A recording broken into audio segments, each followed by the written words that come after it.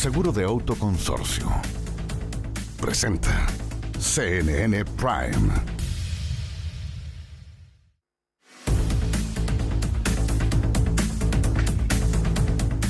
Hola, ¿cómo están? Muy buenas tardes, muy buenas noches, bienvenidas, bienvenidos a CNN Prime. Hoy nos va a acompañar aquí en el estudio el senador de Demócratas, Matías Walker. Hay mucho que está pasando en esta recta final de la campaña presidencial.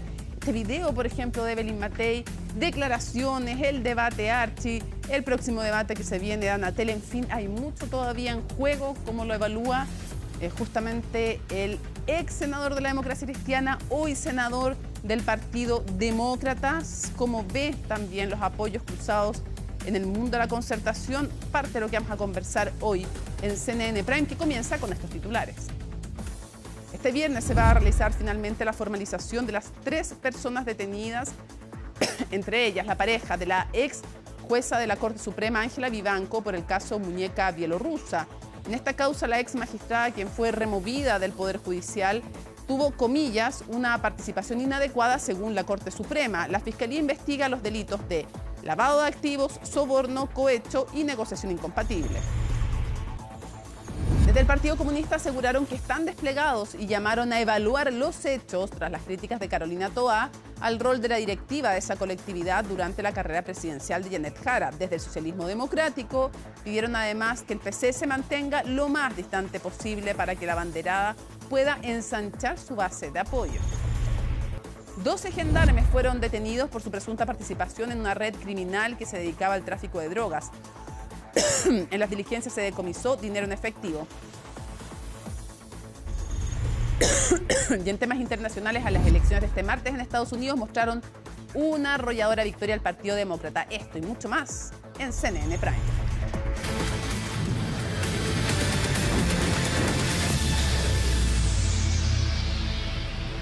Bueno, nuevos videos revelan más antecedentes del triple homicidio de un padre y sus 2 hijos en la comuna de La Reina. Felipe Hernández tiene toda la información.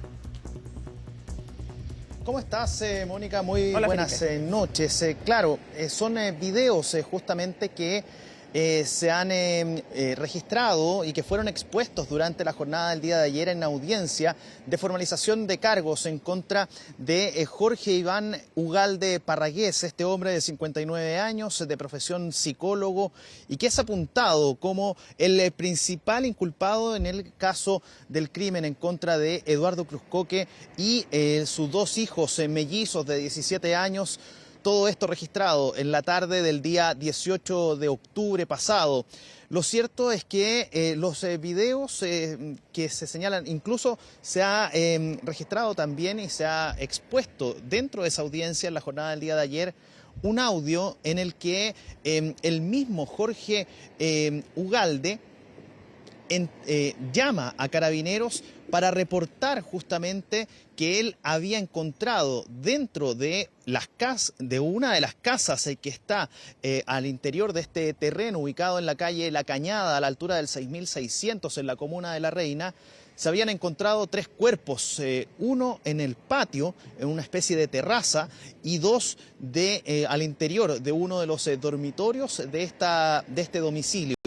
Lo cierto es que llama la atención poderosamente la frialdad con la cual él se dirige a Carabineros y entrega justamente esta historia. La historia que él cuenta es con una personalidad que él tiene o que él toma para poder expresarse, que llama poderosamente la atención. Quiero invitarlos justamente a que ustedes puedan observar, escuchar, revisar y analizar junto con nosotros este momento en el que Jorge Iván Ugalde Parragués habla con Carabineros al momento de llegar al domicilio en los efectivos policiales, encontrarse incluso con uno de los cuerpos en el patio de la casa, y él sale desde uno de los domicilios. Recuerden que en este terreno hay 3 casas. En una de ellas vivía Eduardo con sus hijos, en otra vive justamente Trinidad Cruzcoque, hermana de Eduardo, junto con su pareja. Hablamos de Jorge Ugalde Parragués, quien hoy está cumpliendo prisión preventiva en Santiago 1. Bueno, este hecho, para que ustedes lo tomen en consideración, ocurre un par de horas después de lo sucedido el 18 de octubre pasado. Pongan atención y lo analizamos a la vuelta. Buenas tardes. Soy Iván Ugalde, él es mi cuñado. ¿Ya? En el dormitorio hay 2 niños que son de aquí, 16, 17 años, que son mis sobrinos, hijos de él. Esta es la situación. ¿Están fallecidos también? Sí, mire.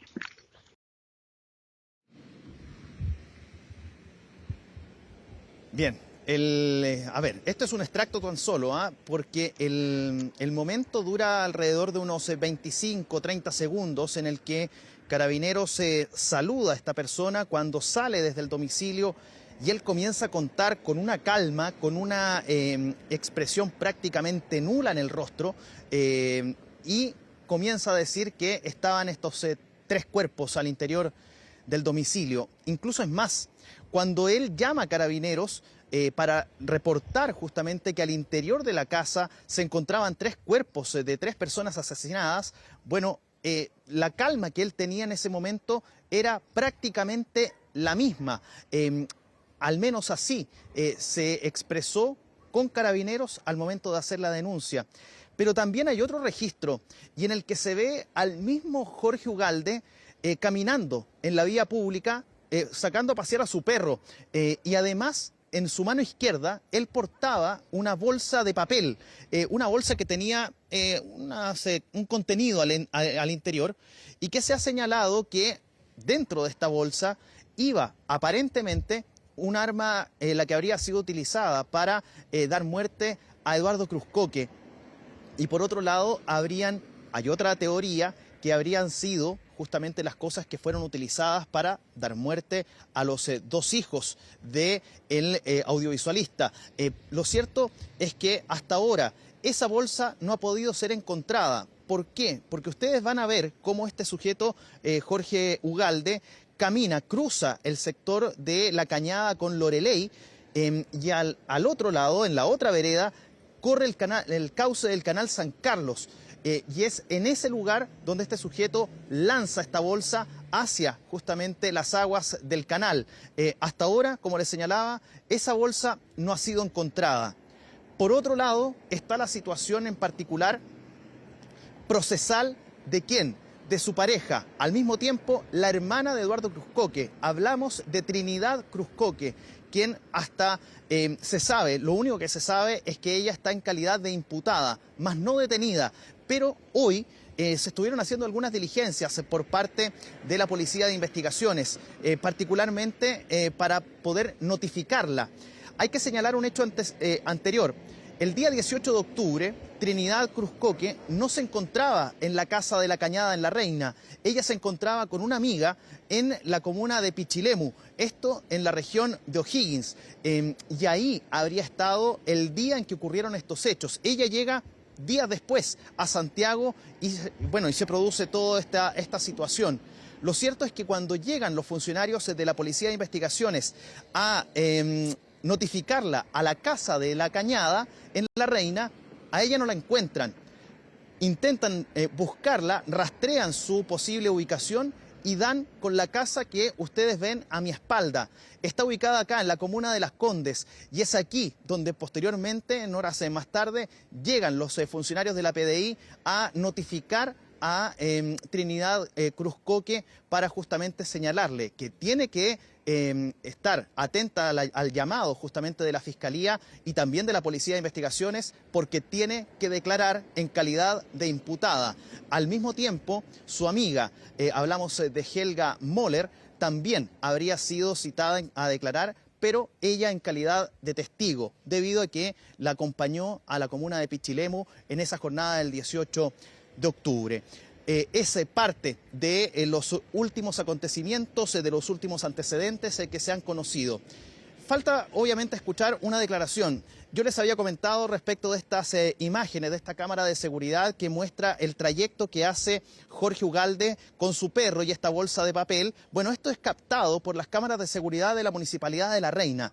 Bueno, el jefe comunal de este municipio, hablamos del alcalde José Miguel Palacios, entregó unas declaraciones y, bueno, valora justamente el trabajo que se está realizando de la Policía de Investigaciones, de la Fiscalía Metropolitana Oriente, y todo esto con el apoyo, a propósito de las cámaras de seguridad de la Municipalidad de La Reina, que ha entregado justamente esta comuna. Revisemos justamente lo que señalaba el alcalde Palacios. Gracias al trabajo colaborativo que ha desarrollado la Municipalidad de La Reina a través de la Dirección de Seguridad, en conjunto, por supuesto, con la PDI y la Fiscalía, se ha podido avanzar en una pista clave para el proceso investigativo del tema de Loreley. La Municipalidad ha facilitado y ha levantado imágenes que han sido esenciales para poder avanzar en este proceso tan complejo y que, por supuesto, nos tiene a todos muy preocupados como municipalidad y como sociedad en términos generales. Recordemos como último antecedente, Mónica, señores televidentes, que este caso tendría un origen en una disputa que existiría familiar por la herencia reconocida en una sociedad inmobiliaria, y por esa razón es que se habría elucubrado todo este plan para dar muerte a Eduardo Cruz Coque, quien finalmente hereda o pasa a ser parte de esta sociedad de la cual él en un comienzo no estaba incluido. Eran sus padres, los padres de Trinidad y Eduardo, quienes conformaban esta sociedad, además de Trinidad y Jorge Ugalde Parragués. Ellos eran los que formaban esta sociedad inmobiliaria, y cuando mueren los padres, bueno, heredan Eduardo Cruz Coque este porcentaje en la sociedad inmobiliaria, y ahí se genera toda esta situación de disputas por terrenos y por la propiedad justamente de esta sociedad inmobiliaria que en su patrimonio, al menos lo que se estima, acumularía cerca de 1.000 millones de pesos.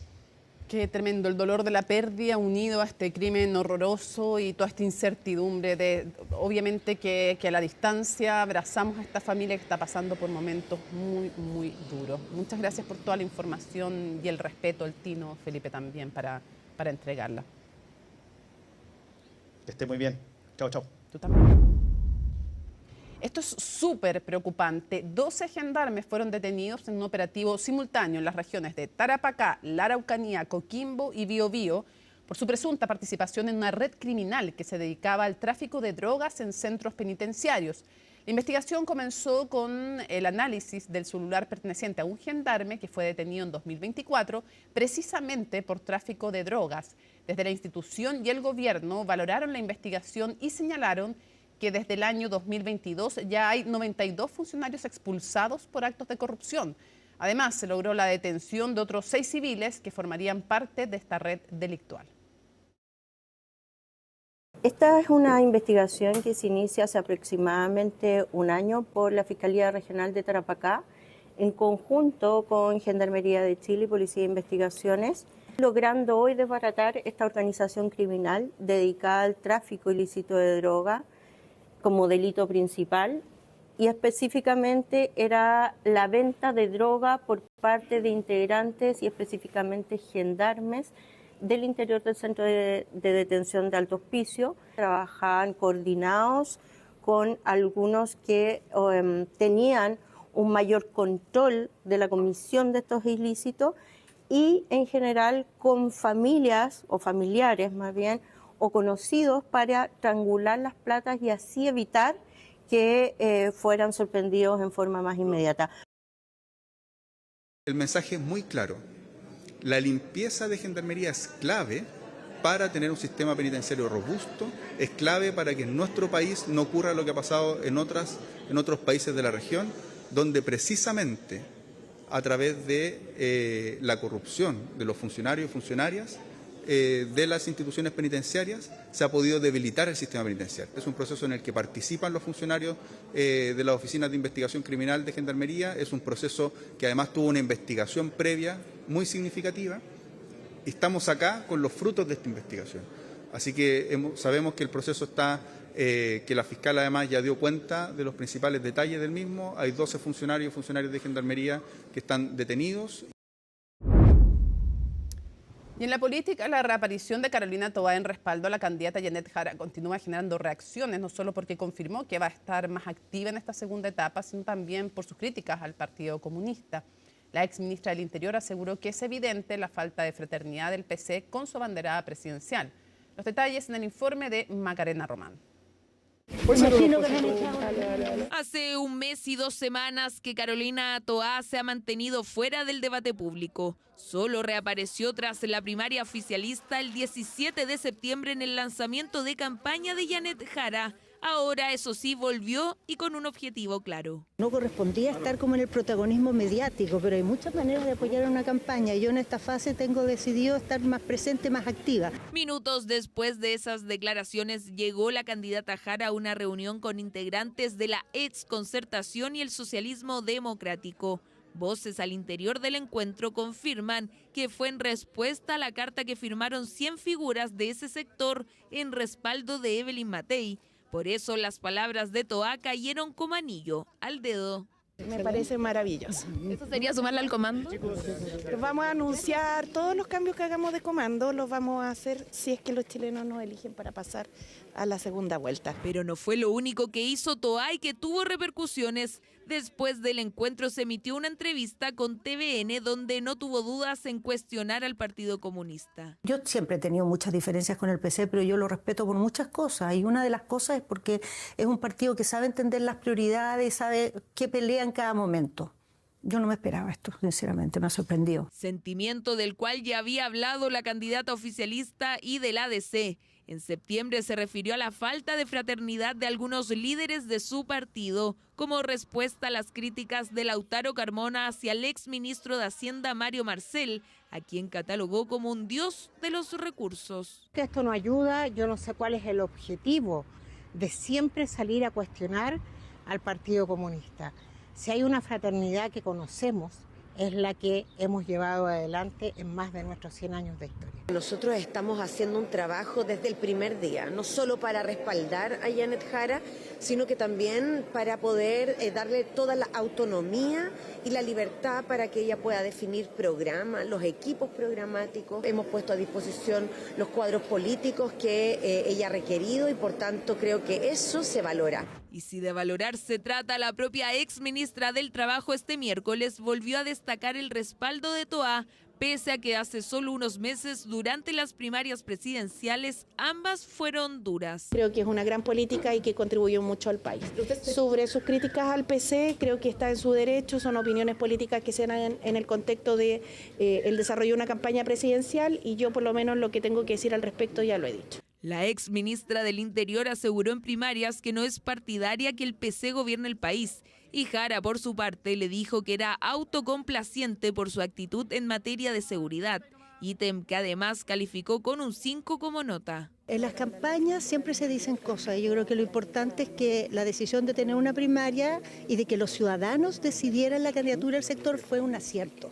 Eso implica competir, implica ciertas tensiones, pero miren hoy día cómo está la derecha, miren la diferencia. CNN Chile intentó tener la versión del presidente del Partido Comunista sobre la supuesta falta de fraternidad a la que apuntó Carolina Toá, pero su equipo contestó que se mantiene con reuniones privadas. Lo cierto, por otro lado, es que habrá que esperar la primera vuelta para ver si Jara pasa al balotaje e incorpora a Toá en su círculo más cercano. Diversas reacciones generó en la derecha y también en el oficialismo el video publicado por el comando Evelyn Matei en el que critica a José Antonio Kast, Janet Jara y al presidente Gabriel Boric. Desde La Moneda arremetieron contra la canción y aseguraron que su contenido es una degradación del debate. Colomba Eichholz nos cuenta. No he tenido tiempo de ver el video, aunque no puedo negar que ya me está entrando el bichito. Como también le ocurrió a más de un candidato. Oiga, candidato, bueno, acá está el video. Y es que la canción publicada por Evelyn Matei, que ya supera las 800.000 visualizaciones en YouTube, no se guardó versos para marcar distancia de las candidaturas, que según ella son extremas. Se supone que la otra solución es mi amigo José Antonio. Igual que yo ofrece seguridad, pero tenemos una gran diferencia. Un buen presidente no puede presentar solo un gobierno de emergencia. Un líder líder contundente debe tener proyectos de futuro después de arreglar el presente. La canción es mala, que se metan al disco Cast, que van a tener una canción diaria y se van a entretener como locos. Yo creo que cometió un tremendo error, o sea, lamento que haya caído en esto. ¿Se equivoca? Totalmente, y lo lamento. Nosotros le hemos dicho, yo le he planteado a todas las personas que me colaboran en el equipo, a los dos partidos, que no enganchemos con esto. Está claro que no lo escribió Gabriela Mistral el verso, eso es lo primero. En segundo lugar, yo soy más de metal. A mí me cae muy bien Evelyn, tengo buenas relaciones con José Antonio, pero creo que los únicos extremistas aquí efectivamente es Jara. Candidata que, según la letra de la canción, representa la continuidad del actual gobierno del presidente Gabriel Boric. Harto recurso en esa campaña para cosas tan extrañas. Una reacción escueta por el video, pero más extensa sobre el contenido en contra del gobierno, que, según dice la canción, nos habrán desfalcado y que el país que entregarán es una brutalidad, siguiendo con un coro que reitera la diferencia que Matei tiene con Kast y Jara. No, claramente no es Jara. Es lo primero que voy a decir. Y claramente yo no soy Matei. Yo tengo, en mi perspectiva de gobierno, la centralidad puesta no en disputarme un sector político, como lo está haciendo Kast, Kaiser y Matei, sino que pensar en el bienestar de los chilenos. Por su parte, La Moneda salió a responder el emplazamiento del llamado trap de Matei, entre ellos uno que apunta al jefe de Estado, a quien se le califica de niño descarado. Sobre el video, la verdad, sin comentarios. Las ofensas, ataques personales reflejan la ausencia de ideas y propuestas. Lo único que da cuenta es de la degradación del debate. Debate que desde el comando de Evelyn Matei buscan instalar a pocos días de la primera vuelta presidencial, además de poder captar el voto de los jóvenes que hoy concentran José Antonio Kast y Janet Jara, según la última encuesta Black and White, dada a conocer antes de la veda de los sondeos. Una profunda crítica al gobierno y a la candidata de continuidad. Este gobierno defraudó a la gente que hoy está peor que hace 4 años. Este es el gobierno de Monsalve, de la Fundación Estrucha, del robo de computadores, etcétera. Eso es lo que se destaca. En una estrategia clara que impulsa a la candidata para obtener el mayor porcentaje de votos respecto a sus contendores en la recta final de la campaña para la primera vuelta del 16 de noviembre. Miércoles, entonces, en nuestras más secciones de CNN Prime, cambio de guardia, y como está de visita en Chile, nos acompaña Ivo Goy. Qué mal hablamos. No, digo yo nomás. No, pero mira, hice un esfuerzo y no fui con el presidente a la Copa Brasil. Solo para estar hoy día acá, para no recibir estos comentarios y me recibas así, Mónica. Te creo. No, estamos muy contentos. Sí. Es una muestra de cariño que nosotros sentimos cuando no estás con nosotros los miércoles. Y además la gente pide cambio de guardia. Entonces en mi casa me piden. No, mi mamá también. Ah, ya, son 2 o 3 personas, pero estamos bien. No, las redes sociales lo piden y se manifiesta y dicen, ¿qué pasó? ¿No lo invitaste a cambio de guardia este miércoles? No, digo, yo estaba viajando ahí por el mundo con el presidente. Habría que estudiar esa tesis. Sí.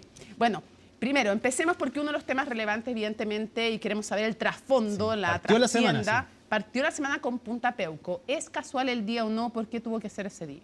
Bueno, Mónica, muy buenas noches a todos quienes nos ven en esta sección Cambio de Guardia. Fue un anuncio hecho el día lunes por la mañana. Sí. Por el presidente de la República, Gabriel Boric, muy sorpresivo. Nosotros estábamos en La Moneda, en la Copucha, era temprano. Se estaba desarrollando el comité político tradicional de los lunes y llegan a avisar así. Por si acaso, para la gente, rápido. La Copucha es donde la trabajan sala los de prensa, periodistas en La Moneda. Ya. Sí, la sala de prensa que tenemos ahí, los periodistas que cubrimos al gobierno. Y llegan y nos avisan, va a hablar el presidente de la República. Sacan la bandera, la ponen ahí, y estaba el equipo del ministro Gajardo.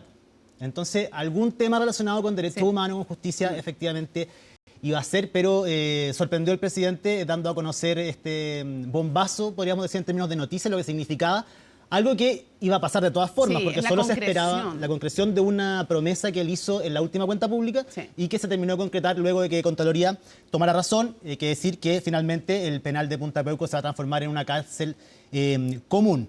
Contraloría, Mónica, tomó razón de esto la semana pasada. El día jueves, a fines de la semana pasada. El presidente estaba en Corea del Sur, en la PEC. No lo iba a anunciar desde Corea del Sur. Y aparte que el horario era muy distinto, estaban al otro lado del mundo. Anunciar algo así es simbólico para este gobierno, en el fondo, y para muchos en el país.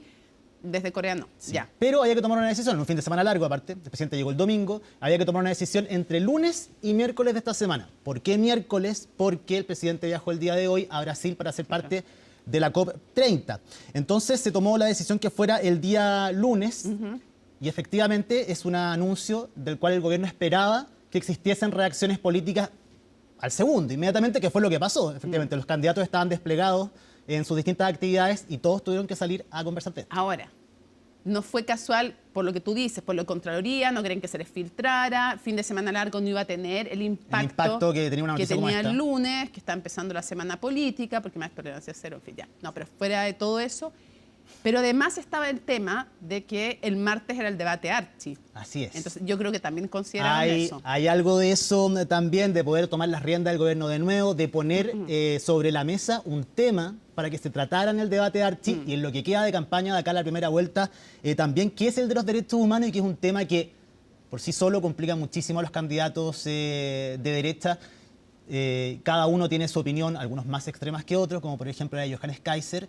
Pero es que otros no se pronuncian. Por lo menos Johannes Kaiser dice cuál es su planteamiento. Sí, pero veníamos, acuérdate, de las semanas anteriores de distintas críticas al plan de búsqueda por parte de Evelyn Matei, cuando habla de venganza, algo que molestó mucho al gobierno. Bueno, ayer tú estuviste con el ministro de Justicia, Jaime Gajardo, se refirió a ambas declaraciones, la de Johannes Kaiser y también a la de Evelyn más la de Matei. Kaiser porque había una descalificación personal a toda la institucionalidad y sobre todo, dijo él, porque ponía en duda fallos judiciales que han sido asentados con pruebas súper importantes y concretas, no son en el fondo. Entonces, y dijo, bueno, Evelyn Matei trató de bajarle el tono a la disputa con ella, espero que le invito a conocer el servicio médico legal, de dar desconocimiento, pero le molestó más lo de Kaiser. Sí, y ahora seguramente, Mónica, de todas maneras, gane quien gane la oposición, teniendo en cuenta que Janet Jara tendría ya su lugar en la segunda vuelta, van a tener que seguir hablando de estos temas, al menos durante algunos días. Pero esa es la apuesta del gobierno, o sea, hay una estrategia detrás. El oficialismo apuesta que sí, que van a tener que seguir hablando de esto porque les complica.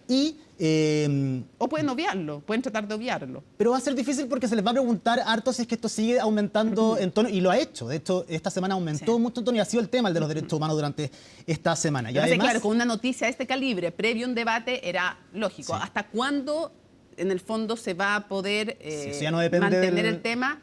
El gobierno tratará que lo más posible. Estamos hablando en términos no éticos, ojo, estamos hablando en términos políticos, tácticos. Y también desde la candidatura de Janet Jara. Sí, claro. Bueno, y ahí también, Mónica, hay que hacer el cruce con los porcentajes que saquen los candidatos de oposición en las elecciones del 16 de noviembre, porque se va a enredar el debate entre ellos mismos. No es lo mismo que el que gane, el que pasa a segunda vuelta, lo haga con una diferencia de 2 puntos o de 1 punto que él lo sigue, que lo haga con una diferencia de 10 puntos.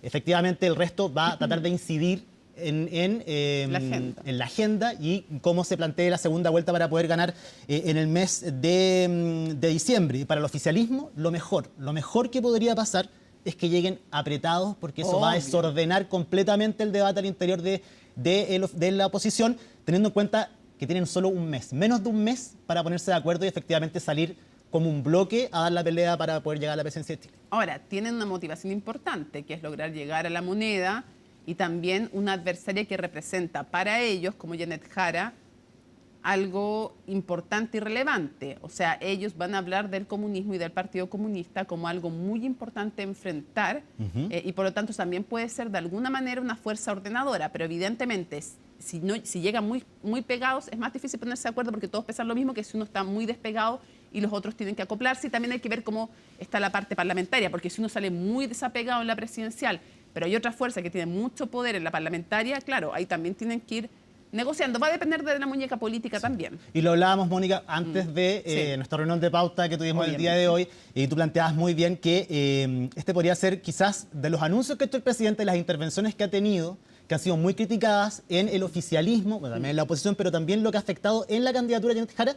Este vendría siendo, podríamos decir, una especie de tanque de oxígeno, en el sentido de que no la baja, no la pone en un plano. La única es que no ha complicado de las últimas 7 declaraciones. Sí, y lo dijo en Tolerancia Cero, fue muy explícito el senador Ricardo Lagos Weber, y fue súper duro con el presidente. O sea, lo mandó en el fondo, no lo mandó, pero le sugirió ir a dedicarse a gobernar, y dijo, mañana tiene que inaugurar, no sé, un CEFAM, un jardín infantil que se dedique a eso. No ha estado fácil esa relación entre el comando y el gobierno, y pese a que tienen una comunicación fluida, presidente con la candidata, igual, de todas formas, hay cierto ahí molestia por las intervenciones del presidente Boric. Otra línea que tiene que ver con el tema de los derechos humanos tiene que ver con el trabajo del Servicio Médico Legal. Tú lo hablaste ayer en extenso con el ministro Jaime Gajardo. Y desde el Servicio Médico Legal, desde el gobierno, desde el Ministerio de Justicia, tienen dudas acerca de si entienden bien cuál es la labor del Servicio Médico Legal, quienes los están criticando efectivamente. En este caso, Johannes Kaiser y también Evelyn Matei se nos ha explicado que durante el último tiempo existió un aumento de recursos el año 2023 importante para el Servicio Médico Legal. Eso hizo que se contratara más gente. Todo esto también teniendo en cuenta que se está construyendo un edificio que está pronto a ser entregado acá muy cerca de nuestro canal, el nuevo edificio del Servicio Médico Legal. Y al tener más trabajadores, hay más investigaciones, se agilizan el trabajo que hacen, se reactivan causas, porque por temas de personal no se reactivan. Hay más datos para tribunales. Y hay más trabajo para tribunales, lo que ha llevado a que existan más condenas. Al menos eso es lo que dicen desde el Servicio Médico Legal. Ahora, el Servicio Médico Legal pericia. Correcto. El que tiene que hacer la identificación y la investigación son los tribunales.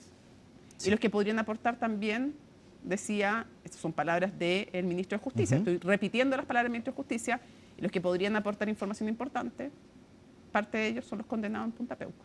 Así es. Y en términos de Johannes Kaiser, dicen que no es nuevo que él esté criticando el trabajo del Servicio Médico Legal, no es algo que sea nuevo, que sea ahora. No. Creen que efectivamente esto tiene más volumen por el hecho de que estamos en medio de una campaña presidencial y que lo de Matei sería replicar un poco solamente lo de Kaiser para no quedarse abajo de ese debate. Fíjate que importante, está interesante la entrevista que le hizo Paula Catena y Rodrigo Álvarez desde la redacción en Diario La Tercera. A Cristian Lavé, porque él dice, dice, lo que ofrece Johannes Kaiser es alguien que no tiene que ver, no es cómplice de nada de la dictadura, no está ligado con eso, es paz. Ahora, como entienden desde ese sector político la paz, dicen, por un lado, claro, indultar o conmutar penas a los detenidos en Punta Peuco por violación de los derechos humanos, y por otro lado, les garantizamos avanzar en la identificación de las personas que fueron asesinadas durante, dicen ellos, porque no, yo diría dictadura, ellos dicen el régimen militar. Entonces, ya está bien. Ahora, otra cosa es que tengan razón, porque le preguntaban los periodistas, o sea, para los familiares de detenidos desaparecidos, eso no es una situación de paz, pero él dice esto es lo más parecido a la justicia en su perspectiva. Ese va a ser el discurso. Nosotros ofrecemos superar este tema, que es lo que dijeron en el debate Archi. Sí, y ahora 2 puntos para cerrar, Mónica. El efecto que tuvo esto, si lo planteamos como una estrategia, por ejemplo, que haya sido así lo que el gobierno haya querido plantear, tirando el tema durante esta semana justo previo al debate, lo que sí te puedo asegurar que están sorprendidos con el alcance que ha tenido. Sabían que iban a haber reacciones, pero no quizás a este nivel la que hemos visto durante los últimos 2 días. Y por último, quizás un tema un poquito más político, hilando un poquito más fino, que tiene que ver con las críticas de Johannes Kaiser y también de Evelyn Matei con el Servicio Médico Legal, es que la directora del Servicio Médico Legal es del Partido Comunista. Sí, pues, y lo destacaba. El ministro de Justicia es del Partido Comunista y la candidata presidencial del oficialismo es del Partido Comunista. ¿Y el subdirector? Del Partido Comunista también, así que... Expareja de la ministra Camila Vallejo. Sí, así que es parte de lo que podría también tener que ver un poco cuando dicen que se ha ideologizado el Servicio Médico Legal. Otro tema de la campaña, bueno, quiero que guardemos porque sé que tienes un datazo, así que te propongo guardarlo un poquitito. Ya. Guardemos el suspenso del dato que nos trae Ivo Goich respecto de la campaña y la candidata Jara. Antes te quiero preguntar por las reacciones frente a este video de Evelyn Matei. Veíamos la nota de Colomba Eichholz, pero ¿cómo lo toma el gobierno? Una cosa es lo que dicen públicamente y otra cosa es cómo lo aprecian también. ¿Cómo se aprecia? Bueno, la ministra Vallejo, lo veíamos en la nota de Colomba Eichholz, fue muy crítica. Partió diciendo sin comentarios. Y después súper comentó. No, después comentó bastante acerca. La ofensa, los ataques personales reflejan la ausencia de ideas y propuestas. Lo único que da cuenta es de la degradación del debate, la pobreza de las ideas. Y no queremos eso para nuestro país. Si eso es no tener comentario, no entiendo bien cómo partió esa declaración. El sin comentario con comentario. Así es. Pero ¿qué es lo que ven? Oye, le vamos a poder preguntar cómo vio el video a nuestro invitado a CNN Prime, el senador Matías Walker. Sí, que estaba acá, lo vi justo antes de... Aquí lo veo, de hecho, lo veo lejos en el estudio. Sí, ahí está. Pero ¿qué piensan desde el gobierno, desde el ejecutivo, desde el oficialismo? Que pareciera ser un signo de desesperación por parte de la candidatura de Evelyn Matei. ¿Por qué? Porque dicen que es una candidata que en las últimas semanas ha hablado de unidad por un lado. Chile un solo equipo, el Correcto. lema de su Y ahí está campaña. como el concepto de unidad. Ya. Días después hablaba de venganza cuando se refería al plan de búsqueda. Y ahora tiene un video donde tiene mensajes explícitamente ofensivos contra el presidente de la República, criticando también a las candidaturas de José Antonio Kast y de Janet Jara. Produjo un problema interno al interior de la oposición también. Vimos a José Antonio Kast realmente molesto con Janet Jara, con Evelyn Matei, siendo que no había querido referirse a ningún tipo de problema como al interior de los candidatos que estaba ahí. Así que al menos creen que es un signo de desesperación, dando cuenta también que quizás no va a llegar a segundo. Ya, al menos, claro, hay un mensaje, dicen los expertos, que puede ser contradictorio, apostar por uno o por lo otro, no necesariamente. Al menos se está hablando de ella también. Claro, pero sí, eso sí, nos ha invisibilizado, ese es un punto. Y a veces eso es lo que necesita un candidato o candidata, pero el tema de la coherencia también para ver la estrategia y el relato es importante. Vámonos a el dato. Obviamente que según las encuestas que vimos en la previa, porque ya no podemos hablar, hay veda de nuevas encuestas, lo más lógico es que pase Janet Jara segunda vuelta con alguien de la oposición. Podría haber duda de quién, lo más probable es José Antonio Kast, pero vamos a ver, puede ser. Sí. Hay tres opciones más fuertes según las últimas encuestas. París dirá también que él tiene las suyas, que también está ahí, pero ya, en fin, ya. Pero... Lo que sí es cierto, y podríamos como unificar al oficialismo, a la oposición y a las encuestas de las distintas empresas, es que Janet Jara estaría en segunda vuelta. Claro. Y en todas las encuestas internas que manejan en el oficialismo y en la oposición, Janet Jara ganaría la primera vuelta. Ahora, lo cual es un poco evidente en el sentido de que por el otro lado hay 3 candidaturas, a lo menos podríamos decir 4 si sumara a Franco Parisi como de la derecha o al menos de la oposición. Entonces, obvio. Ahora, Gabriel Boric sacó un 26%, de 26 para arriba es igualar o después superar el rendimiento en otro contexto, sí, en un contexto más favorable a las ideas del actual oficialismo. Pero ya. Bueno, el hecho es que en casi todas también supera ese 26%, como transversalmente. Ya. El punto es qué efecto va a tener en el Ejecutivo finalmente el hecho de que Janet Jara pase a segunda vuelta. Algo que está, que tú dices, es evidente posiblemente que eso vaya a suceder. Bueno. Pausa dramática porque aquí viene el dato que tiene Ivo Goich en exclusiva en cambio de guardia. Podrían sumarse elementos importantes, figuras importantes del gobierno a la campaña de Janet Jara después del 16 de noviembre. ¿Qué significa eso, Mónica? Que durante este mes, los días que quedan de este mes y después del 16 de noviembre, podría existir la posibilidad de un cambio de gabinete nuevamente en el gobierno del presidente Boric y con figuras importantes cooperando y afianzando, apuntalando la candidatura de la candidata oficialista Janet Jara. Oye, datazo que trajiste, ¿eh? ¿Habría cambio de gabinete entonces? Obviamente que tiene que producirse para la segunda vuelta, porque necesitas un efecto. Sí. Ese efecto no pareciera provenir de otro lado que ese, porque está claro que el expresidente Frey apuesta más bien a que pudiera apoyar a Evelyn Matei, que obviamente a Janet Jara ya dijo que no le iba a apoyar. Entonces la duda es si lo va a hacer público o no le apoyo a Evelyn Matei, o sea, quedar callado. ¿Le puedes preguntar al senador? Sí. Vamos a intentar eso y más. Vamos a ver si según el senador Lagos Weber, que Ricardo Lagos está con Janet Jara. Entonces, ¿qué golpe de efecto podría tener Janet? Va a depender del resultado, de la diferencia que pueda sacar Janet Jara si es que efectivamente gana ¿Sirve o esto. no sirve? Bueno, vamos a ver qué pasa. ¿Por qué te lo digo? Porque habría que tomar en contexto también lo que pasó con la campaña de Gabriel Boric, también el trabajo que se hizo ahí, ver ahí qué figuras podrían efectivamente aportar desde la experiencia ya de tener una campaña adelante, así que eso va a depender del resultado. Y además, ojo que también si es que ella llegara a ganar, ser la presidenta electa de Chile, ahí también habría otra figura importante para armar un nuevo equipo ya. Ahí te apuesto que tendría muchos más voluntarios que los que tiene hoy día, evidentemente, pues sí, claro.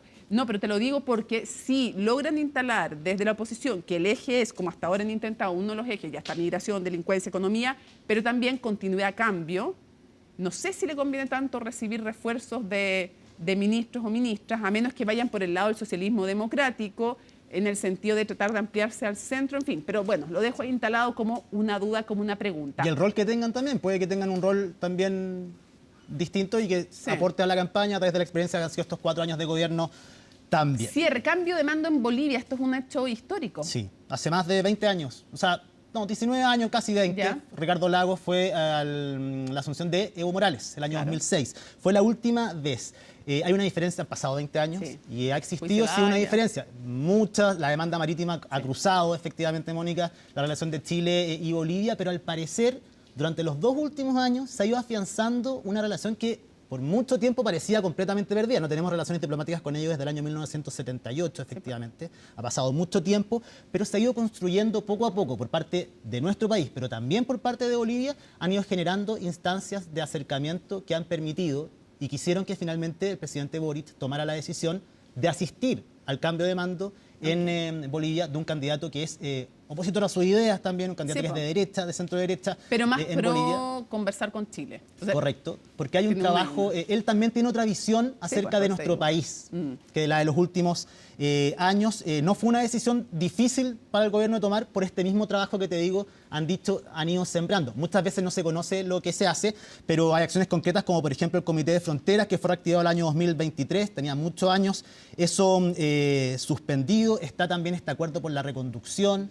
que al menos desde el gobierno dicen que ha ido funcionando bien pese a las críticas que se han hecho por parte de Johannes Kaiser durante los últimos días. Ha sido muy duro con Bolivia además. Sí. Que es importante para Bolivia, no solamente para Chile, el tema de la reconducción, que quizás es lo que más llama la atención, a la ciudadanía le importa.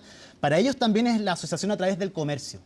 Y la posibilidad de que Chile pueda invertir en Bolivia. Recordemos que ellos están en una situación económica crítica, muy frágil, y para ellos también es importante hablar esto. El tema del combustible, tienen hartos temas. Sí. Y un dato importante solo que me dieron, Mónica, en los últimos debates presidenciales en Bolivia, y ahí se puede dar cuenta, que lo que era revisar efectivamente del cambio del tono que han tenido con Chile. Chile siempre fue un tema como para poder sacarlo y decir, no, los chilenos, la demanda marítima, y hacer como un enfrentamiento directo. Y eso podía haber sumado réditos en algún momento. Esta vez fueron mucho más cautos y muchos candidatos, sacando los extremos, indicaron que había que generar con Chile una nueva relación entre países vecinos que comparten 800 kilómetros de frontera. Y los medios bolivianos recogieron mucho las palabras de Johannes Kaiser, las primeras en el discurso en Osorno y también las que dio en CNN Prime. Lo último, no se descarta, y para el gobierno sería un punto muy importante, que Rodrigo Paz visitara nuestro país antes que el presidente Boric deje la administración. Ahí lo dejamos como pregunta. ¿Será ese el gesto que le va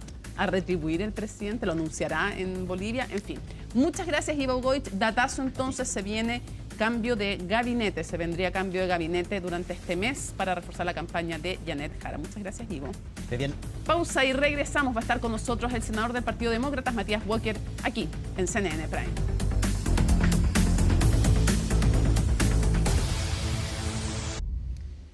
Lo vimos anunciado, nos acompaña el senador del Partido Demócrata, Matías Walker. Gracias por estar con nosotros. Muchas gracias, Mónica, por la invitación.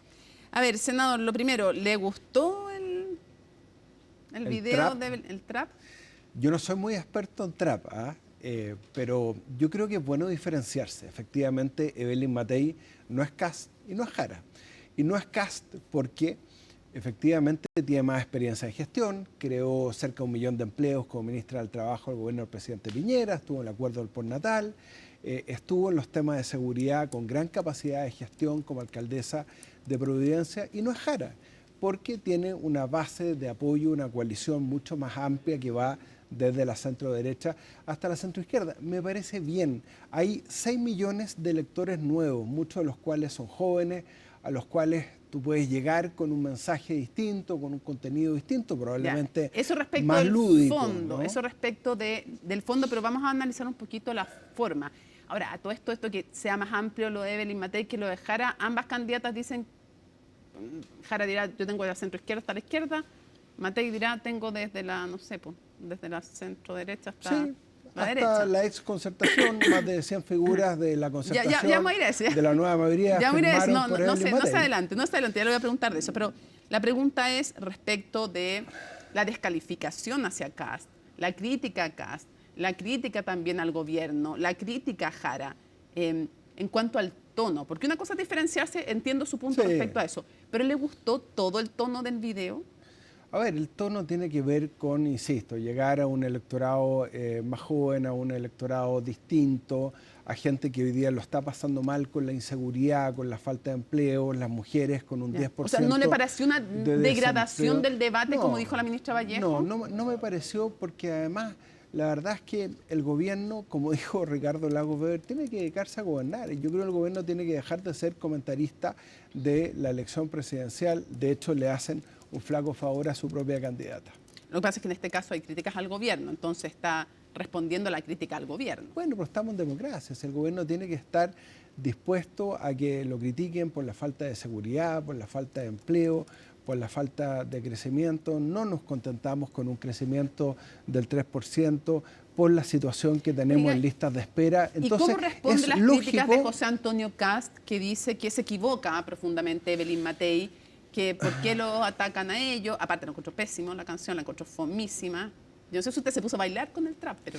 No me puse, no entiendo mucho de trap, pero sí entiendo de campaña. He ganado 5 elecciones. ¿Y qué le responde a José Antonio Kast respecto de que él dice que es un error nuevamente de Evelyn Matei? Que le contesto a José Antonio Kast ¿qué le contesta? Que Matei no es José Antonio Kast, porque Matei tiene capacidad de gestión, porque tiene una base de apoyo amplia que llega hasta la centroizquierda.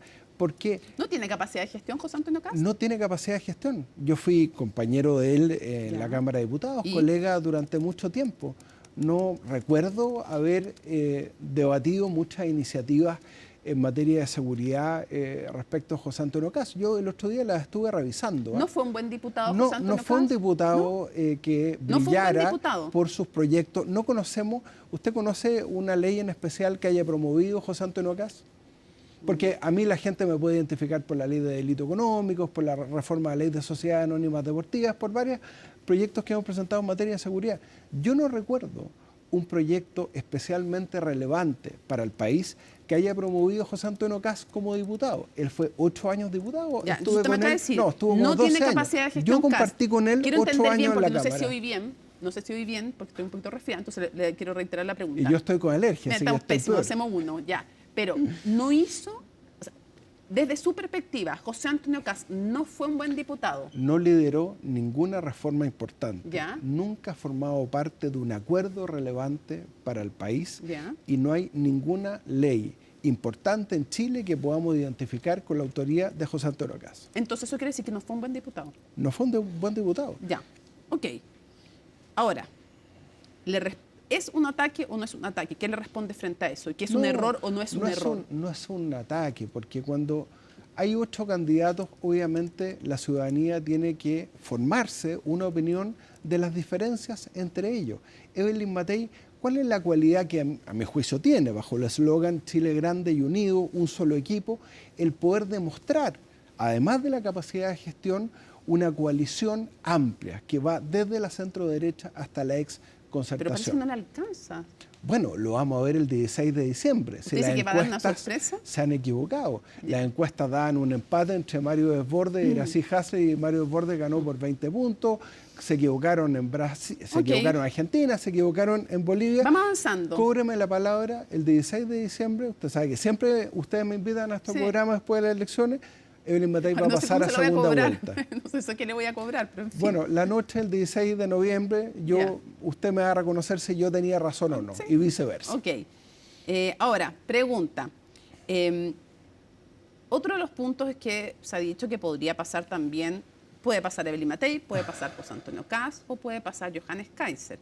Y hoy día, entrevistado desde la redacción en La Tercera, Cristian Lavés, su jefe de campaña u hombre más cercano, o uno de los más cercanos, dijo que en un potencial gobierno de Johannes Kaiser, el límite de quienes iba a convocar era Chile Vamos y específicamente la UDI y RN, que con demócratas y amarillos, no. Le agradezco muchísimo al diputado Lavés que no nos considere en un eventual gobierno, primero porque Johannes Kaiser no va a pasar a segunda vuelta. Y segundo, porque jamás apoyaríamos a un candidato que es partidario de indultar a Miguel Krasnov o que es partidario de indultar a criminales de lesa humanidad. ¿Usted en ninguna circunstancia podría votar por Johannes Kaiser? Yo jamás voy a votar por los extremos, ni por la extrema derecha ni por la extrema izquierda. Entiendo entonces que usted para ponerle nombre, jamás podría votar por Johannes Kaiser, jamás podría votar por Janet Jara.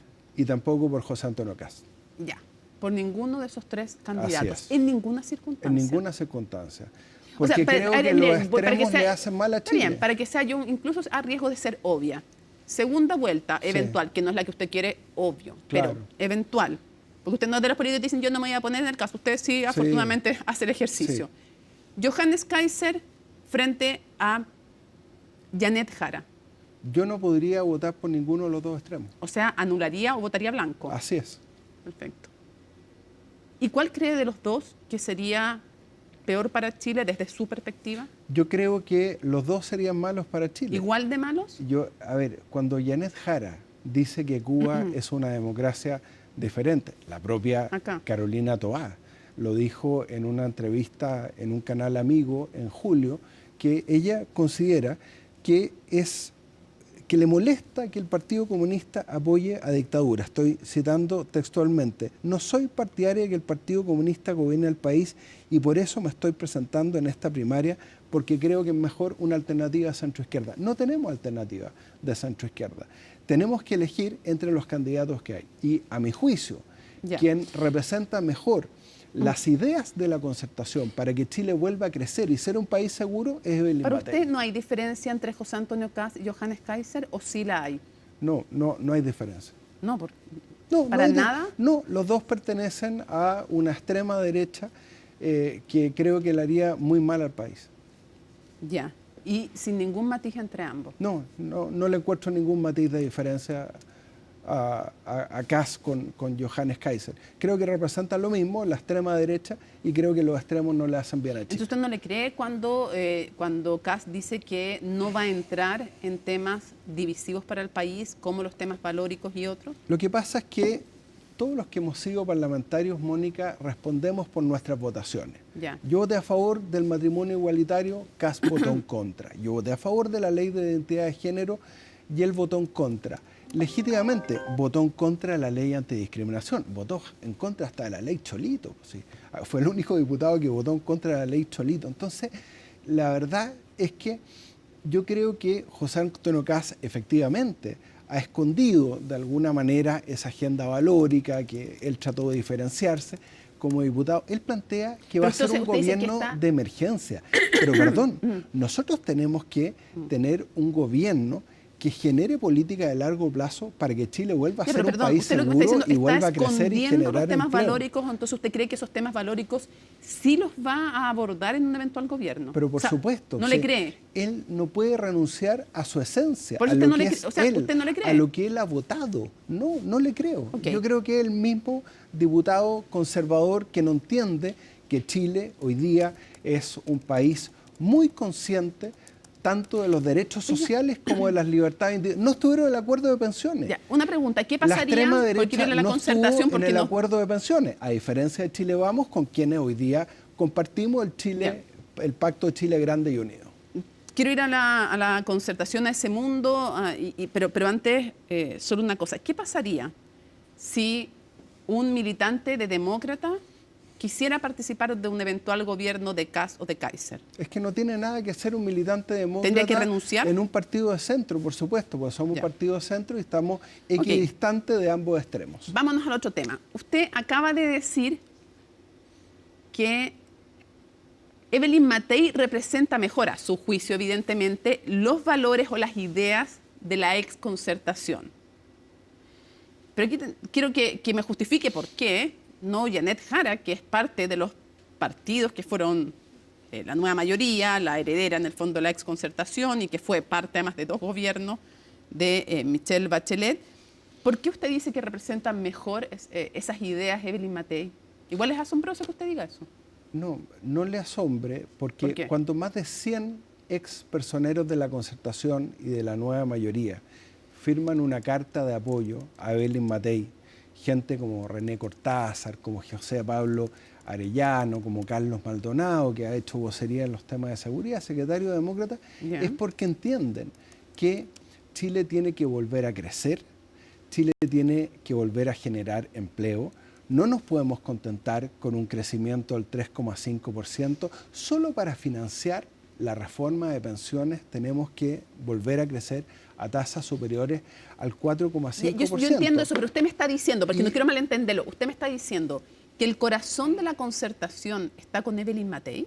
Yo creo que al igual que en el rechazo, ¿ya?, donde la inmensa mayoría del electorado de la exconcertación votó por el rechazo a una propuesta refundacional, yo creo que hay un electorado de la concertación silencioso que se va a manifestar gracias al voto obligatorio que le va a dar el pase a segunda vuelta a Evelyn Matei.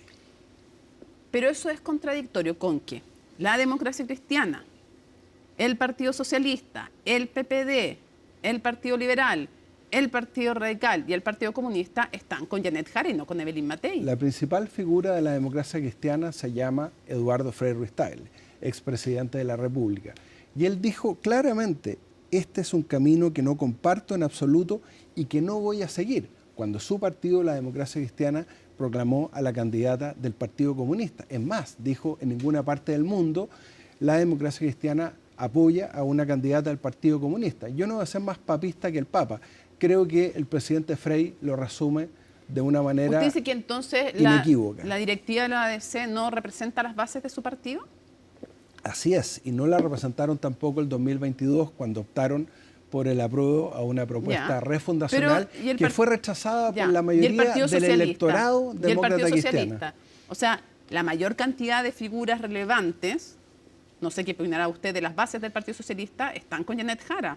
El PPD también. Probablemente, pero el Partido Socialista renegó de lo que fue la concertación. Piensa usted que apoyaron en la elección del año 2018 a Alejandro Guillé en desmedro del presidente Lagos. Ahora, acuérdese usted cuando Álvaro Elizalde, siendo presidente del Partido Socialista, le quita el apoyo al presidente Lagos y termina apoyando a Alejandro Guillé. O sea, ¿qué muestra más palmaria de renegar lo que fueron los mejores años de los gobiernos de la concertación? Bueno, pero el hijo del expresidente Lagos, el senador Lagos Weber, está en el comando de Janet Jara y dice que él cree que su padre está con Janet Jara. Yo tengo, mire, no voy a contradecir. No, dígame, yo tengo qué. No voy a contradecir en un tema familiar a mi gran amigo político. Ricardo Lagos Weber. Es un tema político. Si él dice que el presidente Lagos está con Janet Jara, yo no tengo cómo contradecir al hijo. Pero usted tiene sus dudas. Pero tengo muy claro que el año 2022 el presidente Ricardo Lagos Escobar no apoyó la propuesta refundacional que fue rechazada por la mayoría de los chilenos. No dijo ni uno ni otro, ni apruebo ni rechazo. Dijo que ese proyecto no era suficiente. Ya. ¿Y usted de eso deduce que no está nada. con Janet Jara? No deduzco nada. No tengo cómo contradecir al hijo del presidente Lagos. ¿Y no es tan importante esa figura como Eduardo Frei? Muy importante. Pero yo cito al presidente Frei. Por eso, pero no son figuras equivalentes. Son figuras muy relevantes. Ya. Y entonces, ¿por qué usted cree que el corazón de la concertación está con Porque Evelyn cuando Matei? Más de 100 personeros, y los otros también se juntaron con Jara, entonces están como en la pelea de los dirigentes. De los gobiernos de la concertación. Ya. Cruzan el río y dicen, vamos a apoyar a Evelyn Matei, porque Evelyn Matei garantiza gobernabilidad, estabilidad social, que retomemos la ruta del crecimiento, de la seguridad, en que podamos volver a caminar tranquilos por la calle. Yo creo que eso tiene mucho valor. Un par de cosas antes que se acabe el tiempo de la entrevista. Quiero preguntarle cómo ve el dato que nos entregaba Ivo Goit en Cambio de Guardia, nuestra sección en que vemos lo que está pasando en el gobierno. Según nos contaba Ivo Goit, podría haber un cambio de gabinete durante este mes para que apoyaran figuras del gobierno a Janet Jara. Bueno, podría ocurrir. Ahora, yo espero que el gobierno se dedique a gobernar hasta el último día, que se preocupe de solucionar las listas de espera, que podamos aprobar una ley de presupuesto que le entregue más recursos a vivienda, al combate al crimen organizado. No me preocupa en absoluto. Lo que sí me preocupa es el país y creo que el gobierno tiene que gobernar hasta el último día. Oiga, hay un par de cosas que son relevantes que me gustaría saber del futuro de demócratas. ¿Usted cree que va a sobrevivir esta elección parlamentaria habiendo perdido la postulación de Calixto Demócrata? Yo creo que vamos a obtener una cifra superior al mínimo de diputados y senadores que nos permitiría seguir existiendo como partido. Esos son 4 parlamentarios, tenemos 39 candidatos. ¿Usted cree que van a sobrevivir? Muy competitivos. No solamente vamos a sobrevivir, sino que vamos a sacar, yo creo, más de 7 u 8 parlamentarios. Segunda pregunta. ¿Tiene pinta de coalición esta reunión con Chile Vamos o es solo un pacto electoral? ¿Usted la proyecta como una posible coalición política? Ojalá, al igual que en Alemania, que es un ejemplo que hemos mirado mucho y hemos trabajado en conjunto con la Fundación Konrad Adenauer. Viajamos a Alemania junto con los presidentes de los partidos de Chile Vamos, particularmente de Renovación Nacional, y junto con Amarillo podamos formar una coalición política que vaya desde la centro-derecha hasta la centro-izquierda, que le dé gobernabilidad a Chile. Pero la centro-izquierda incluye el PPD, el PS, ¿o Lo no? que pasa es que en Demócratas y en Amarillos hay mucha gente que viene de los gobiernos de la Concertación. Por ejemplo, Jardín Ittel, que fue intendente socialista en los gobiernos de la Concertación, que está apoyando a Evelyn Matei. ¿Y qué pasaría si Chile Vamos se sumara apoyando a José Antonio Kast, o Renovación Nacional y la UDI al menos apoyaron a José Antonio Kast o a Johannes Kaiser en una segunda vuelta? ¿Esto dificulta o impide una futura coalición política con Chile Vamos? Por supuesto, porque en un eventual gobierno de extrema derecha nosotros seríamos oposición a esos gobiernos y no formaríamos parte de gobiernos que pretenden, por ejemplo, indultar a criminales de lesa humanidad. Quiero cerrar justamente con aquello. ¿Qué piensa usted cuando escucha en otro ámbito de la noticia el caso Muñeca Bielorrusa? Con una ministra, hay toda una investigación respecto de si hubo o no tráfico de influencias, pago de eventuales coimas, de parte de este consorcio bielorruso-chileno, más chileno que bielorruso en todo caso, que logra fallos positivos en la Corte Suprema en cada una de las ocasiones en que estuvo Ángela Vivanco. Esa es la, tiene que haber, no hay todavía un fallo jurídico. Entonces, claro, ella es inocente hasta que se compruebe lo contrario y todos los involucrados. Sí. Hago la aclaración. Pero la tesis de la Fiscalía y lo que ha dicho en la formalización es pagos por favorecer a esta empresa en desmedro de Codelco y que se triangulaban con estos abogados y con conservadores esos pagos. ¿Qué gravedad usted le asigna a esto y frente a la credibilidad también del Poder Judicial? Por supuesto, un caso muy preocupante que hay que seguir con mucha atención, que eventualmente compromete la autonomía del Poder Judicial. La buena fe se presume, la mala fe hay que acreditarla y ese es el trabajo de la Fiscalía. Senador, muchísimas gracias por habernos acompañado en CNN gracias, Prime. Mónica, encantado. Seguimos avanzando para contarles que justamente hasta el viernes habrá que esperar para la formalización de los 3 imputados en el marco del caso conocido como Muñeca Bielorrusa, entre ellos Gonzalo Migueles, pareja de la exministra de la Corte Suprema, Ángela Vivanco. La Fiscalía además ingresó también una querella de capítulos contra la ex magistrada.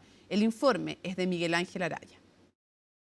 Nada más, ¿cierto? Se pone fin a la audiencia, nos encontramos el viernes a las 9 de la mañana. Así terminaba la breve audiencia en la que se esperaba que fuesen formalizados los 3 imputados detenidos durante la tarde-noche del pasado martes, pero que por solicitud de sus defensas fue aplazada hasta el próximo viernes a las 9 de la mañana. No sé por qué es reservado, no tengo idea de eso. Los protagonistas, Gonzalo Migueles, pareja de la exministra de la Corte Suprema Ángela Vivanco, y los abogados que representaron al consorcio Velas Movitech S.p.A., Mario Vargas y Eduardo Lagos. La verdad es que son 14 tomos. La carpeta no hemos tenido acceso a ninguna parte. Me llegó copia de la carpeta, como contacto me llegó hace 7 minutos atrás. Si hiciésemos un ejercicio de lectura de leerse 14 tomos en 24 horas es humanamente imposible, siendo realista. No tenemos copia de la carpeta de investigación, se nos acaba de entregar, se nos mandó un link hace algunos minutos, por lo tanto acordamos con el Ministerio Público este plazo para que las defensas pudiéramos hacernos cargo de lo que hay en la carpeta investigativa. Los hechos investigados tienen relación con el llamado caso Muñeca Bielorrusa, en el que Codelco tuvo una impugnación judicial con el consorcio chileno-bielorruso que en primera instancia derivó en un fallo favorable para la minera estatal. Sin embargo, tras una apelación a la Corte Suprema, la resolución fue revertida, obligando a Codelco a pagar un total de 17.000 millones de pesos. lo irregular, la apelación fue vista con especial premura por la tercera sala del máximo tribunal en un plazo de 6 días desde que fue ingresado el recurso, precisamente cuando era presidida por la exministra Ángela Vivanco, que además habría tenido una relación cercana con los abogados Vargas y Lagos. Codelco ha sido víctima de un entramado de corrupción que perjudicó directamente su patrimonio y con ello el patrimonio de todos los chilenos. La compañía ha sido parte activa de este proceso desde el primer día. Hemos aportado información, análisis y hemos propiciado líneas de investigación a partir de las cuales ha hecho un excelente trabajo el Ministerio Público. La audiencia alcanzó a durar 25 minutos, quedando la formalización y alegatos de medidas cautelares para este viernes, aunque Fiscalía hubiese preferido una decisión diferente. Bueno, nosotros estamos en condiciones de formalizar. Dicho sea eso, creemos que 24 horas es un plazo razonable, toda vez que dentro de los antecedentes, múltiples antecedentes de la carpeta de investigación, hay muchos antecedentes como cartolas bancarias, etcétera. Entonces, lo que tienen que leer para la audiencia, en definitiva, tampoco son los 14 tomos enteros para esta instancia. En este caso, como en otros, pero sobre todo en este, que involucra a una ex ministra de la Corte Suprema, uno esperaría que la investigación sea lo más rápida, lo más clara, lo más oportuna posible. La instancia tuvo incluso un particular momento en el que la magistrada transparentó haber conocido con anterioridad a uno de los abogados querellantes, pero adelantó que no aceptará solicitudes de inhabilidad ya que no lo consideró un conflicto de interés. Solo hacer presente, previo a la audiencia del día viernes, es que me acabo de dar cuenta de que el abogado de uno de los querellantes es excónyuge de una amiga mía. No hay vínculo de amistad, pero lo hago presente. En el evento de que quisieran recusarme, tampoco voy a aceptar la recusación, porque siento que no estoy inhabilitada para tomar la audiencia. Durante la tarde de este miércoles, la Fiscalía Regional de Los Lagos además ingresó la querella de capítulos en contra de la exministra Ángela Vivanco para proceder con su eventual formalización por los delitos de cohecho y lavado de activos. Bueno, de manera gradual se están implementando los diversos cambios al sistema previsional tras la reforma aprobada a principios de este año para responder a las diversas dudas que surgen en la ciudadanía. La Universidad Católica impulsó el programa Hablemos de Pensión, el cual va a ser transmitido por CNN Chile. Vamos a revisar de qué se trata en este informe. Reconocido y aplaudido fue el acuerdo transversal alcanzado en enero de este año en torno a la reforma de pensiones, discusión que se extendió por años y terminó siendo aprobada. Estas cosas no son fáciles, requiere mucho acuerdo, mucha negociación. Ya se ha dicho que esta reforma se estuvo discutiendo muchos años y logramos, y se logró, que se aprobara en este año. Y ya hay beneficios que se están obteniendo. Beneficios como el aumento gradual de la PGU, la carga del 7% adicional al empleador, el beneficio por años cotizados y la compensación para las mujeres son los principales cambios implementados por la reforma. Pero, ¿entendemos realmente de qué tratan?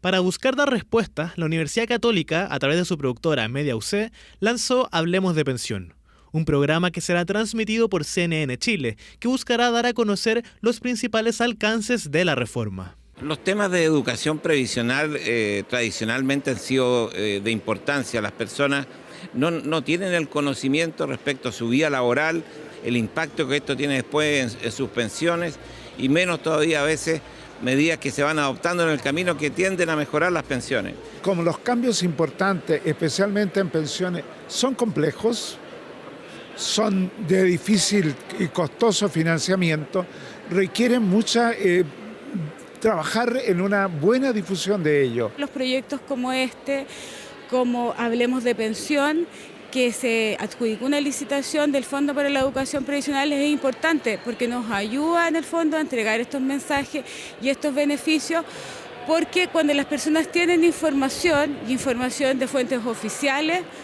puede ejercer sus derechos previsionales. A través de entrevistas y conversaciones, Hablemos de Pensión buscará bajar la información clave hacia la ciudadanía. Dentro de las principales dudas está saber si hay que inscribirse para recibir la compensación a las mujeres y el beneficio por años cotizados. Hay dos beneficios que son automáticos, es importante que la gente lo conozca, que son la compensación a las mujeres por las diferencias de expectativa de vida y el beneficio por año cotizado que se va a comenzar a pagar en enero de este año. Los beneficios que vienen en enero, hay mucho desconocimiento respecto a cuáles son los requisitos, por ejemplo, el saber que para el caso de los varones hay que tener 20 años cotizados, el caso de la mujer tener 10 años cotizados, tienen poca claridad respecto de cuáles son sus años cotizados realmente, entonces hay mucha consulta fundamentalmente en esos aspectos. Para organizaciones que trabajan con personas mayores, las herramientas para otorgar información clara y comprensible se vuelven clave. En el caso de nosotros como AMA, se vienen beneficios para los adultos mayores, para sus familias. Se me viene un tema importante al programa para informar. Falta mucha información y para eso estamos. Que lo necesita la tercera edad, lo necesitamos, y no estar informados es una locura, ya que al fin estamos obteniendo cosas que son interesantes y que nos hacen sentir mejor. Hay que aprovechar todas las oportunidades de enterarnos, de estar alerta en las plataformas, en todo lo que nos están ofreciendo. La invitación está hecha para quienes quieran resolver sus dudas en torno a la reforma. Hablemos de Pensión será transmitido por CNN Chile y sus plataformas el 8, 9, 22 y 23 de noviembre a las 21:30 horas. El domingo 23 de noviembre se vivirá una nueva edición del Paris Parade. El festival navideño más grande de Sudamérica va a volver a tomarse las calles con varias novedades, nuevos personajes y música en vivo. ¿Quieres saber más? Se lo contamos en la siguiente nota. La magia de Paris Parade se tomará nuevamente el centro de Santiago.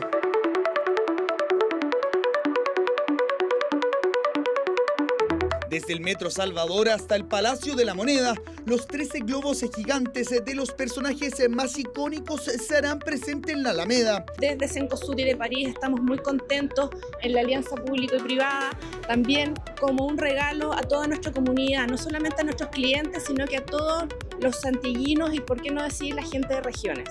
En una fiesta que cuenta con el título de ser el festival navideño más grande de Sudamérica. Desde su primera edición, Paris Parade se ha convertido en un hito de festividad y encuentro para las familias chilenas. Según datos de la organización, han sido más de 14 millones los asistentes desde 2011. Esto es un evento familiar, es un evento de alegría, de entretención. Nuestro aprendizaje es que cada día sea más ordenado, más alegre y también con más participación de todos nosotros. Evento que se desarrollará en la principal arteria de Santiago y que por esta razón cuenta con el apoyo de distintas autoridades locales y nacionales. Nosotros vamos a preocuparnos, por supuesto, de la seguridad de todas las personas que estén allí.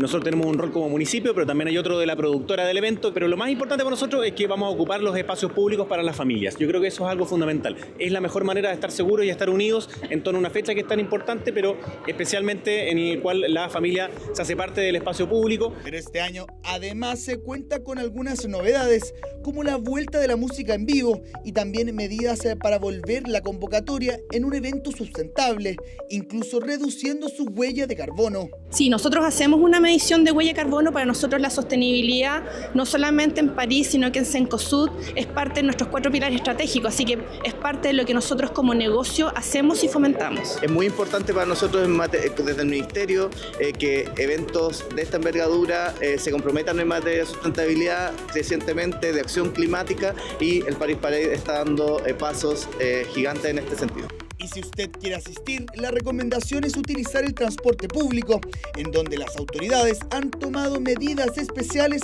para asegurar la cobertura. Estamos muy contentos de aportar en ello, por lo tanto, este año, una vez más, Red Movilidad dice presente, vamos a tener servicios especiales reforzados para que puedan desplazarse al evento, así que los invitamos a asistir en familia, ya que nuevamente Santiago sea una ciudad sustentable que se une a Paris Parade. Y en esta, reitero, asociación público-privada que valoramos absolutamente. Ya lo sabe, anótelo en su agenda. Domingo 23 de noviembre a las 12 horas en el Metro Salvador. Punto de partida para vivir la magia de la Navidad en Paris Parade. Muy buenas noches, comenzamos la revisión de las noticias internacionales en Conexión Global y nos vamos rápidamente a Estados Unidos porque ayer se vivieron elecciones en este país, las primeras elecciones que enfrenta Donald Trump después del inicio de su segundo mandato. Y si bien fueron elecciones en algunos estados del país, fue una victoria aplastante para el Partido Demócrata. Y quizás uno de los triunfos más destacados fue lo que ocurrió en la alcaldía de Nueva York, donde Zohran Mamdani finalmente triunfó como el nuevo alcalde de esta ciudad, el primer alcalde musulmán que va a tener esta zona, además, y el más joven en 100 años. Sin embargo, él se califica como un socialista y es entonces del ala más izquierdista del Partido Demócrata. Pero no solo eso, también en Virginia y en Nueva Jersey fueron elegidas gobernadoras demócratas. ¿Cómo fue esta jornada y cómo se lo tomó Donald Trump? Lo vemos en el informe de Laura Soto.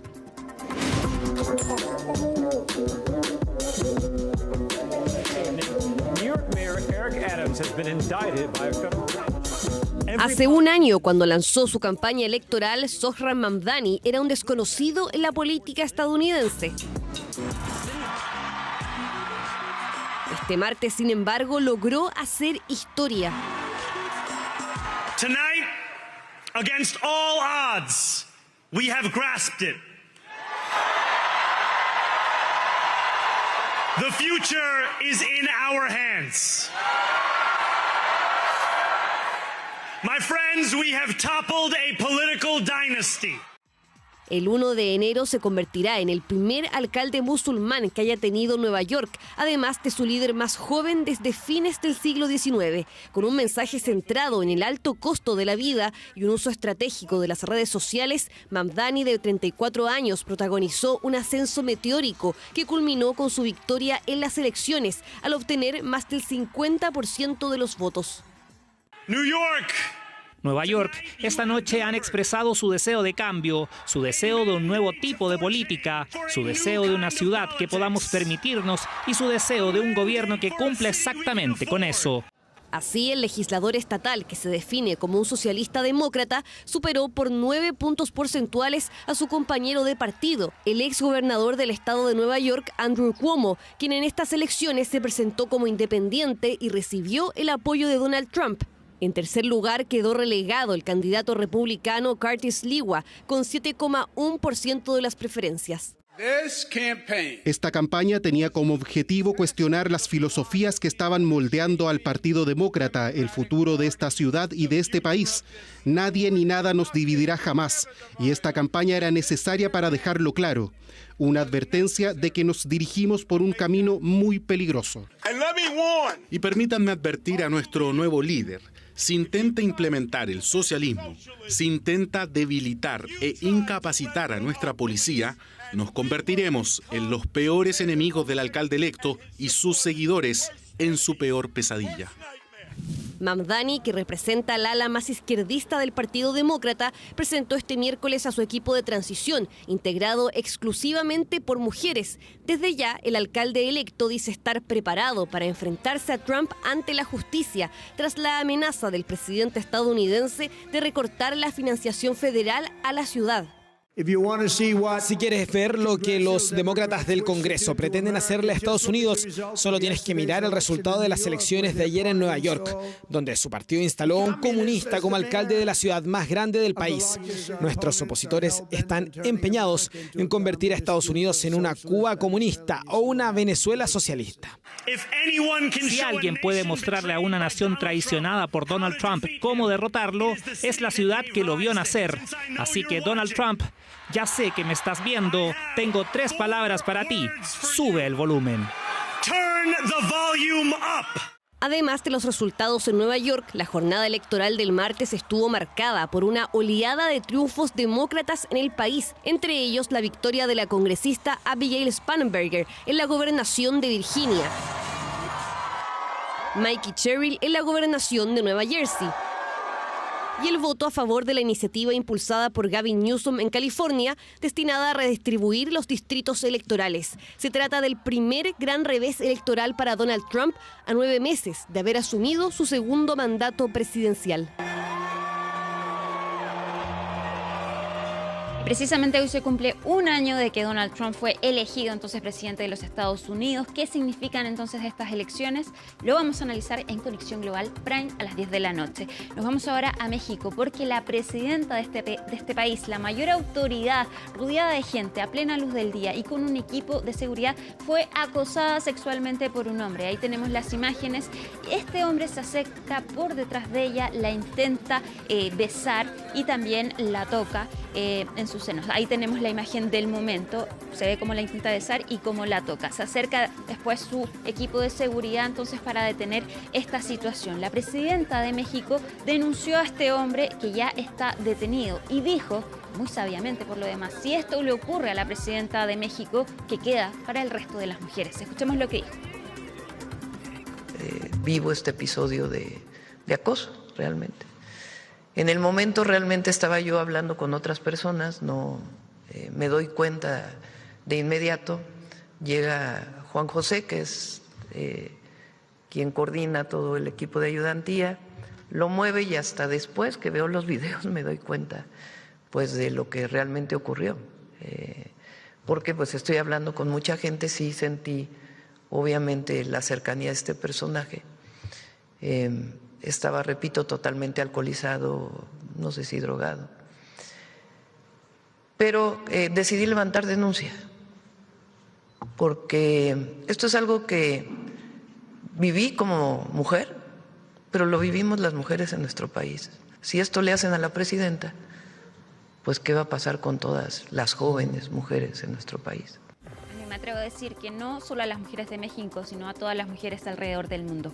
Vamos a cambiar de tema y nos vamos a Estados Unidos porque el Departamento de Defensa, de Guerra más bien, aseguró que se realizó una prueba de un misil balístico intercontinental. Las imágenes que ustedes ven son de archivo, pero es este misil el que se probó entonces esta jornada en este país. Y esto ocurre después de que Donald Trump confirmara que va a retomar las pruebas nucleares este país, algo que no realiza desde 1992. Si bien esto provocó confusión porque efectivamente se realizan pruebas de armas que tienen capacidad nuclear, pero hasta ahora y hace décadas ningún país alrededor del mundo ha realizado ensayos más bien nucleares, solo lo ha hecho Corea del Norte. Fue el secretario de Energía de Estados Unidos quien confirmó entonces que esto se refiere a pruebas más bien de sistemas que pueden llevar entonces armas nucleares. Hoy, sin embargo, Donald Trump reitera entonces que van a realizar ensayos de este tipo, pero dice que está trabajando con Rusia y con China para un plan de desnuclearización, pero no entregó más detalles. Escuchemos lo que dijo Donald Trump. Fabricamos el mejor equipo, los mejores misiles, los mejores cohetes, lo mejor de todo. Desarrollamos nuestro programa nuclear. Somos la primera potencia nuclear, lo cual me duele admitir porque es terrible. Es una situación terrible. Si es que alguna vez tiene que serlo, Rusia es la segunda, China está muy por detrás, pero nos alcanzarán en 4 o 5 años. Quieren alcanzarnos y lo lograrán. Estarán trabajando en un plan para la desnuclearización conjunta de los tres. Ya veremos si funciona. Bueno, y precisamente este tema nos lleva entonces al recomendado de Conexión Global. Esta vez es la cinta que se estrenó en Netflix, Una casa llena de dinamita, que incluso fue criticada por el Pentágono estadounidense. Esta cinta entonces juega con la idea de qué pasaría si un ataque nuclear se dirige a Estados Unidos y muestra un escenario ficticio entonces de cómo actuaría el país ante este inminente ataque. Esta cinta fue criticada por el Pentágono y en un documento entonces que fue filtrado de la Agencia de Defensa de Misiles se argumentó que este escenario, como lo muestra la película, es inexacto y que se subestima el poder que tiene Estados Unidos. De todas maneras, les hacemos la recomendación de esta cinta. Ustedes decidirán si les gusta o no, principalmente si les gusta el final, pero para que sean parte entonces de esta discusión que llegó incluso al Pentágono. Llegamos al final de Conexión Global en CNN Prime. Les recordamos que a las 10 hay un nuevo capítulo de Conexión Global Prime. Nos vamos a la pausa, pero ya sigue más Mónica Rincón en CNN Prime. Que estén muy bien. Buenas noches. Termina CNN Prime, pero es noche de Conexión Global Prime con doña Alicia Contreras, nuestra editora internacional. Así es que no se lo pierdan. Y a continuación, Fernando Paulsen con Última Mirada. Miércoles 5 de noviembre, así estuvo nuestro país y el mundo. Somos CNN Chile. Buenas noches.